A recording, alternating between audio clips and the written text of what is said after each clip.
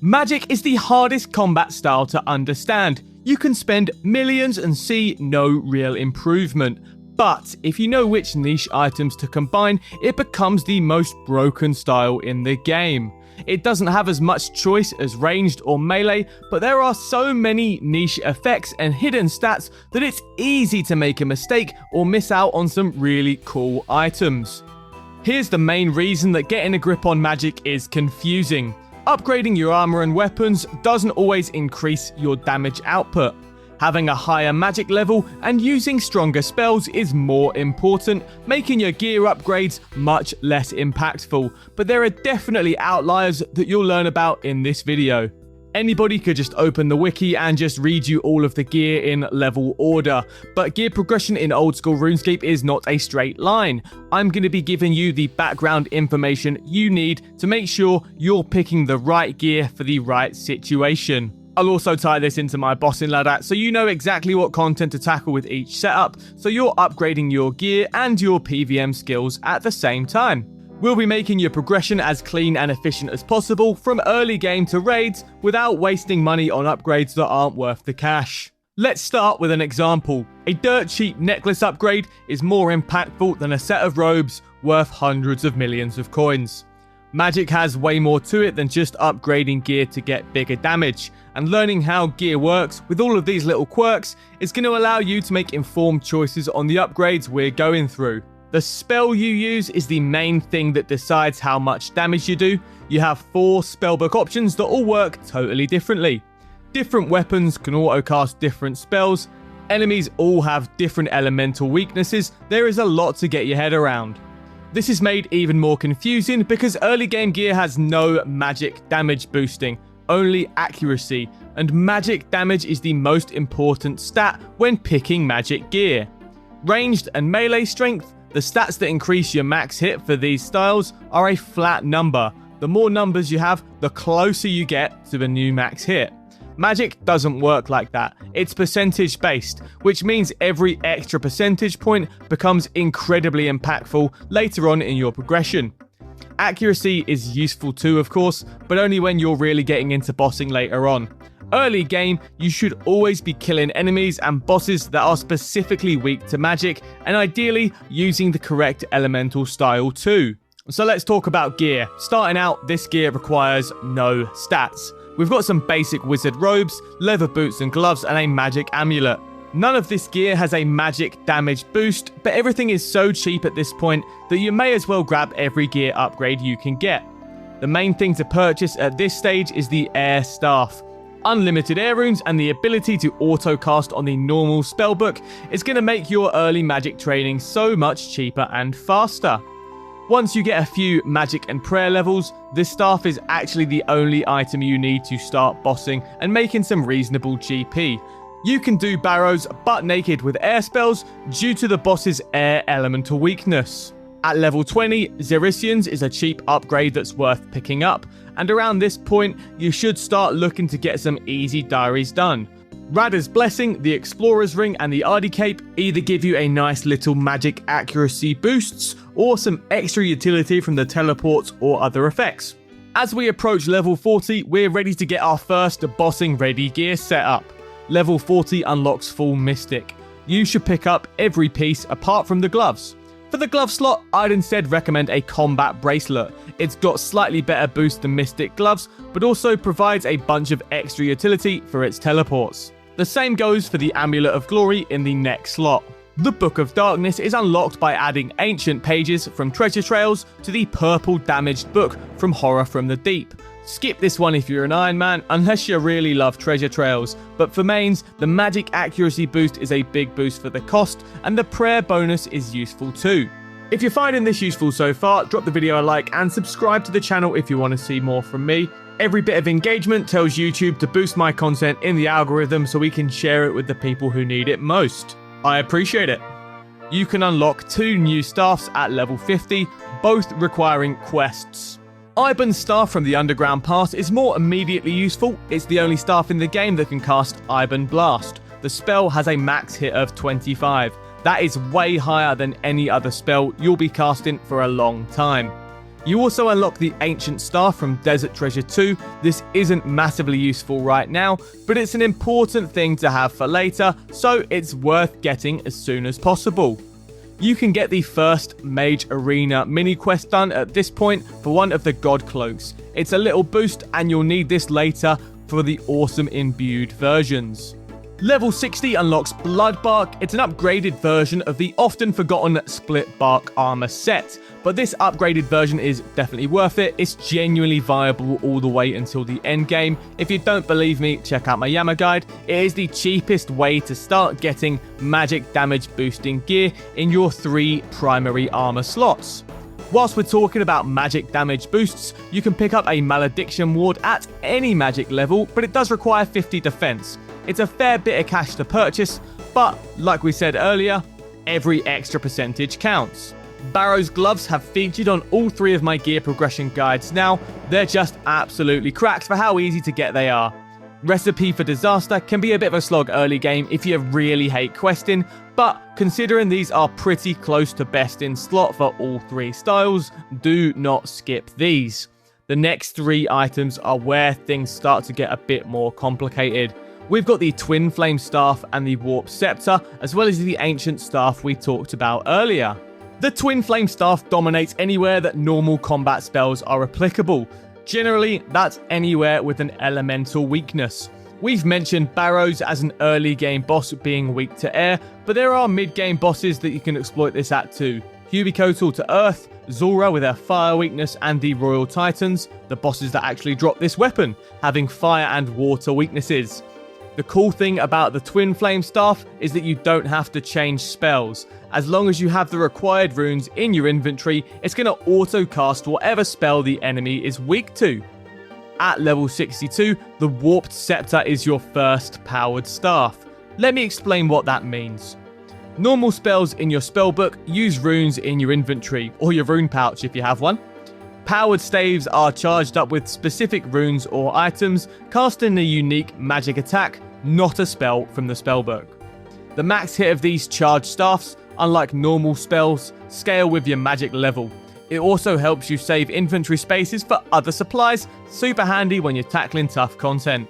As you work your way towards the endgame, powered staves are crazy useful anywhere that you want to be using a different spellbook from the default elemental spells. Let's cover those spellbooks quickly. It is crucial to understand the basics here to make smart gear choices. We'll go a bit more in depth later.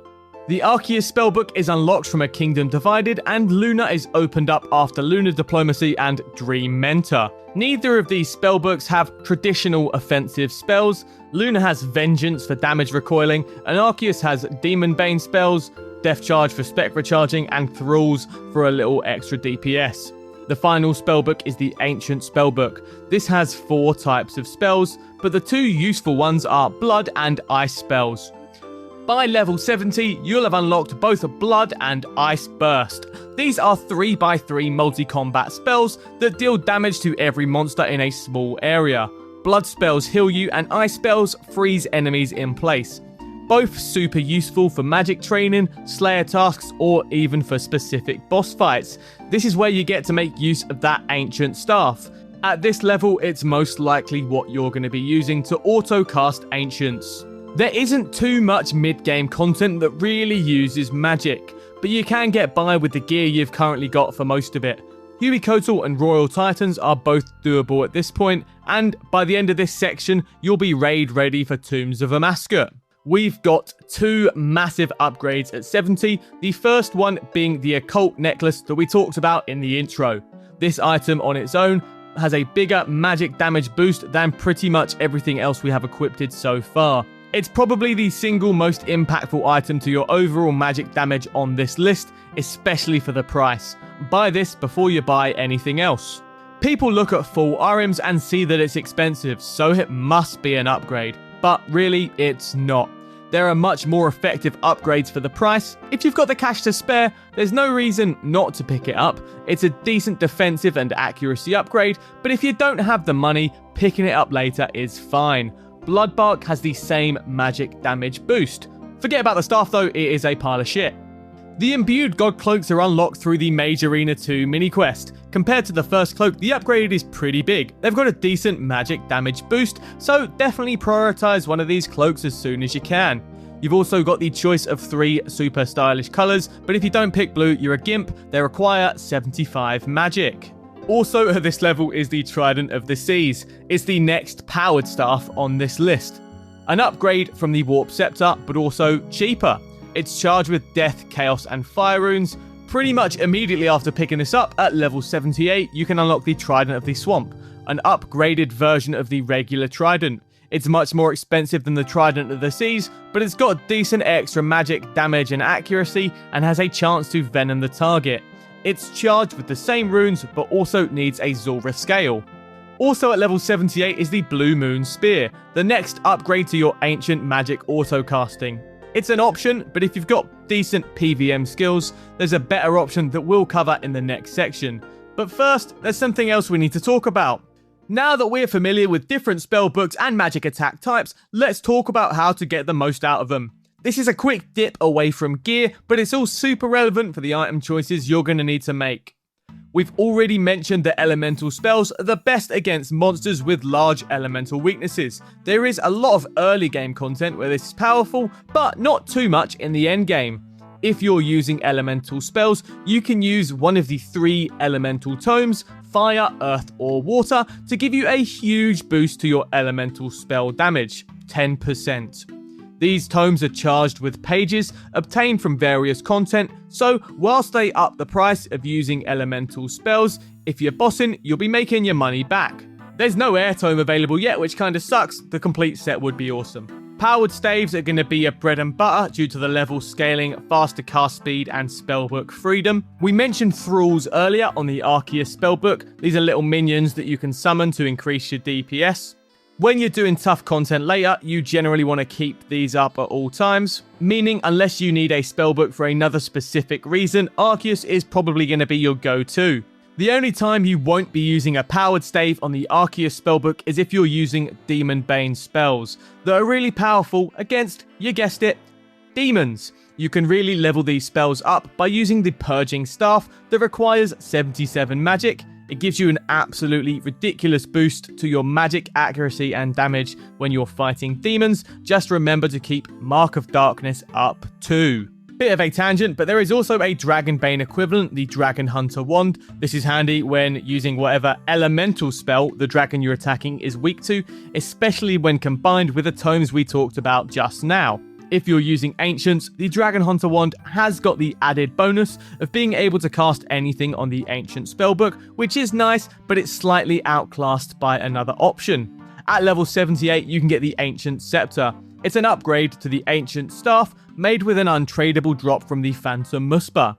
This has better stats than an Ancient Staff, and if you further upgrade it with untradables from the Desert Treasure 2 bosses, you get some extra boosts that really do help out at some endgame content.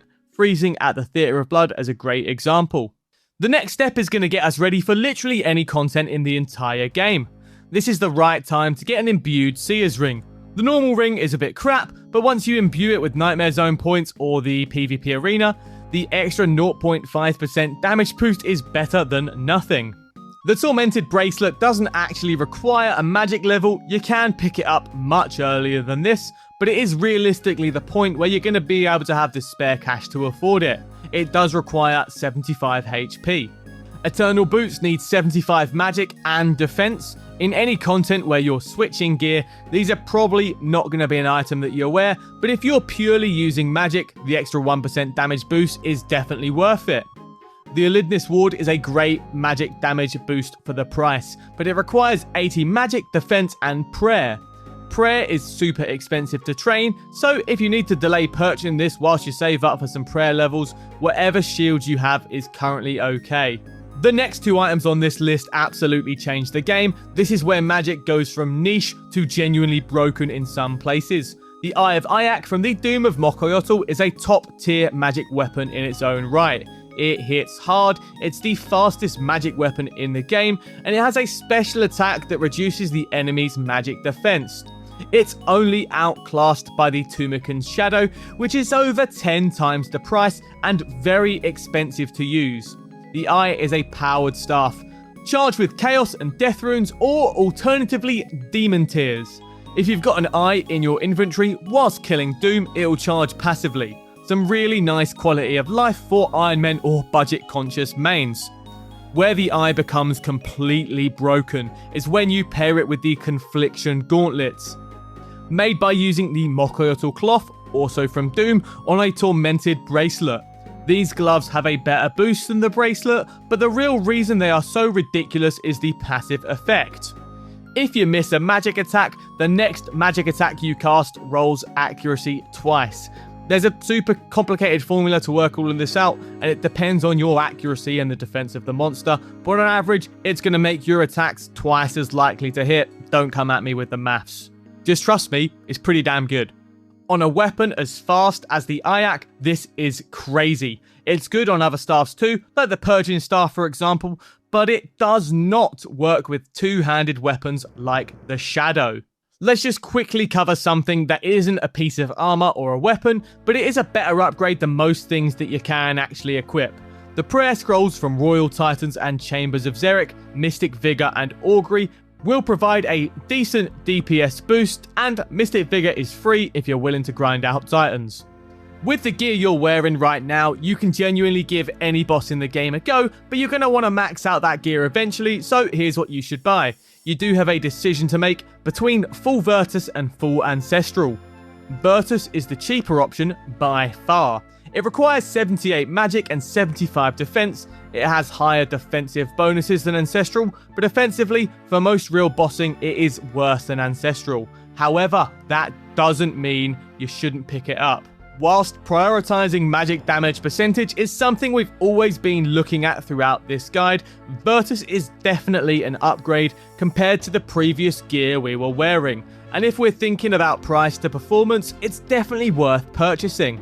It's got a little extra boost too that actually makes it better than Ancestral in some situations. You get a further magic damage boost when using ancient magic, so if you're bursting or barraging, this is noticeable and it does feel pretty nice.